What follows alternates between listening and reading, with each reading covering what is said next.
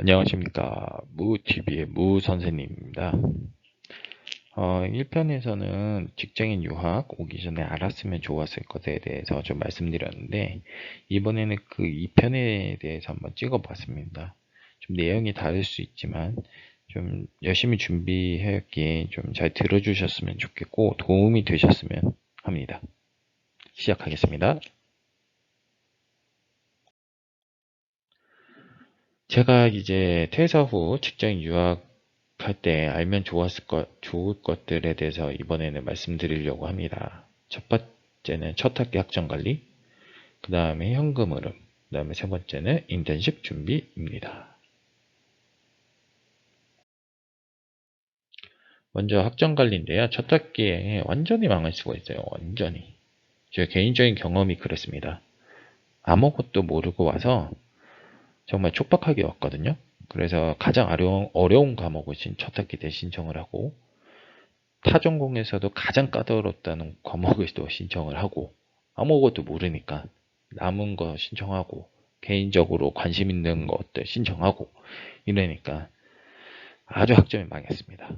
그래서 간신히 대학교 군대 이후로 이렇게 낮은 학점을 받은 적이 없었는데 처음 받아보고 간신히 학고를 면하게 되었죠. 이런 제 경험으로 봤을 때 첫 학기 때 항상 조심하시고 좋은 성적을 받으셨으면 합니다. 특히 수강 신청 전에 그리고 출국 전에 이제 직장 다니시고 이러시면 보통 유학 가는 애들보다 나이가 많으세요. 그러면 이제 나 아줌마고 아저씨라서 라는 생각을 딱 가지고 있어서 물어보기가 좀 그러실 텐데, 이러한 생각을 다 버리시고 선배 사람들을 만나서 선배를 찾으셨으면 좋겠어요. 출국 전에 가 대학교 한인회를 가면 출국자 준비자의 모임이 있습니다. 웬만하면 다 있어요. 그런데 가서 오픈 채팅방 들어가고, 그다음에 뭐 페이스북 들어가고, 거기서 이제 교류하면서 물어봐서 선배들을 찾아내고, 그래서 선배들을 찾았으면 어떤 과목이 좀 상대적으로 쉬운지 물어보세요. 첫 학기라서 첫 학기는 좀 쉬운 과목으로 가고 싶다, 이렇게 솔직하게 말씀드리고, 첫 학기는 좀 쉬운 과목으로 준비해 두시고, 그러면 좀 첫 학기를 유연하게 가면서 이 유학 생활을 좀 더 여유롭게 하실 수 있을 것 같습니다. 하지만 주변에 없다면 어떻게 해야 될까요?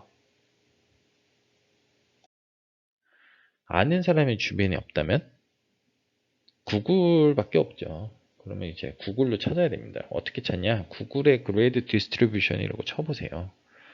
거기 이렇게 치시면 이제 학점별로 이제 몇 명 받고 이렇게 비율이 나오니까 그거 보고 가늠할 수 있습니다.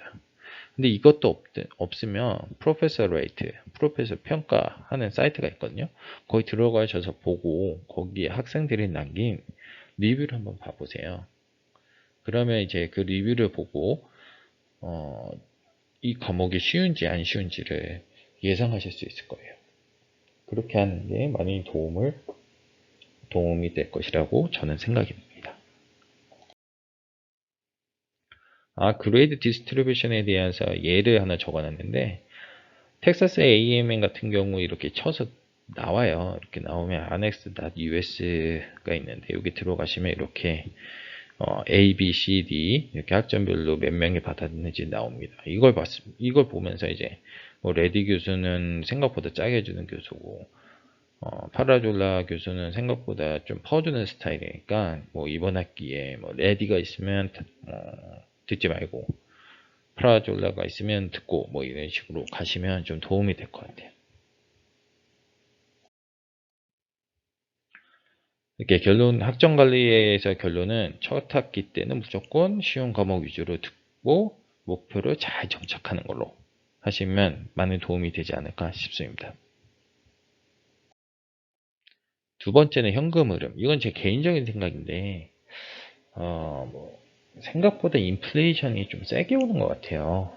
살다 보니까 제가 그렇게 많이 산 건 아니지만, 예를 들어서 뭐 제 초등학교 때 이제 섹스바 조스바가 100원, 막 50원 이랬거든요. 그랬는데 이제 갑자기 해서 뭐 500원까지 갔다가 뭐 1000원까지 가잖아요. 이렇게 뭐 100배까지 오르고 막 100배, 50배 막 이렇게 올라보니까 제 생각에 생각보다 인플레이션이 좀 세게 오는 것 같으니까 그거에 대해서 좀 해지한다는 생각으로 현금 흐름, 그런 부동산을 사놓거나 이런 게 좋지 않을까라는 생각이 듭니다. 그리고 이제 캐시플로우가 있으면 좀 더 여유로운 생활을 하실 수 있을 것 같아요. 유학에. 왜냐면 이제 돈이 들어오니까, 월급처럼 들어오니까 좀 여유가 생기고 좀 더 마음이 편안해져서 오히려 좀 잘 되실 것 같습니다. 특히 이제 직장 다니다가 오시는 분들은 느 정도 자금이 있으시잖아요. 이제 자금이 없다면 이제 아주 경력이 짧거나 너무 쓰신 케이스 텐데 보통 너무 쓰셔도 뭐 어느 정도는 조금이라도 모으고 계시니까 그런 부분을 통해서 월세 시스템을 좀 만들어 놓고 오시면 좋을 것 같습니다. 왜냐하면 그 유학 비용에 대해서 대충 얼마 든지 이제 예상이 되잖아요. 그러니까 그 금액을 제외하고 남는 금액이 있을 텐데 그 여윳돈이라고 뻥뻥 같이 쓸 생각하지 마시고 그 돈을 묶어두세요. 부동산이나 뭐 이렇게 묶어둠으로써 이제 인플레이션 해지를 하고 그리고 어, 유학 가서 좀 더 아껴 쓸 수 있는, 왜냐면 시중에 돈이 없으니까 이런 식으로 해 놓으시면 좀 도움이 될 것 같습니다. 주식도 있지만 주식은 사실 좀 리스크가 크기 때문에 부동산이 좀 낫지 않을까 싶어요. 그러니까 이거는 한번 생각해 보셨으면 좋겠습니다.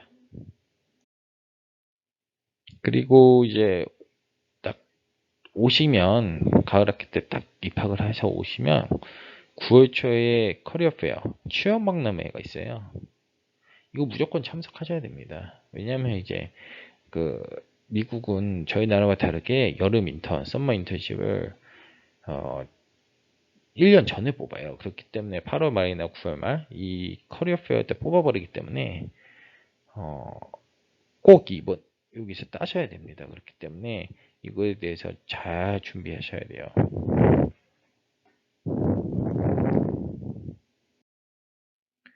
그렇기 때문에 이렇게 인턴십을 준비하기 위해서는 먼저 정장이랑 구두를 꼭 챙겨 오시고 뭐 CS 컴퓨터 사이언스 이런 데는 뭐 대충 입어도 된다는 사람 많은데 정장을 입어서 손해 보는 경우는 없거든요. 아시잖아요. 그러니까 정장이랑 구두를 딱 항상 준비해 오시고 와이셔츠랑, 그러면 이제 취업 박람회 갈 때도 써먹을 수 있고 면접 볼 때도 써먹을 수 있으니까 꼭 챙겨 오시고, 그 다음에 미국에 지인이 있다면 미리미리 연락을 해서 내가 여름 인턴을 찾고 있다는 것을 꼭 알려주세요. 이렇게 알려주지 않으면 그분들은 알지 못하기 때문에 추천을 못 하시고 그렇게 되는 순간 이제 한 번의 기회가 날아가 버리거든요. 그러니까 꼭 아는 지인들한테 자신의 상황, 자신의 계획을 공유해 주시고 그러면 좋은 기회가 오실 수 있습니다. 그리고 이력서를 미리미리 준비해서 언제든지 낼 수 있게 딱 해놓는 것이 너무 많은 도움이 될 것이라고 저는 생각합니다. 이렇게 이번에는 그 첫 학기 학점 관리랑 그 다음에 현금 흐름, 그 다음에 인턴십 준비에 대해서 말씀드렸는데요. 최대한 좋은 내용을 전달하려고 노력을 했는데 어떠실지 모르겠어요. 잘 들어주셔서 감사하고 잘 유학하셔서 잘 정착하시고 좋은 일로만 더 좋은 일 있으시길 바라겠습니다. 감사합니다.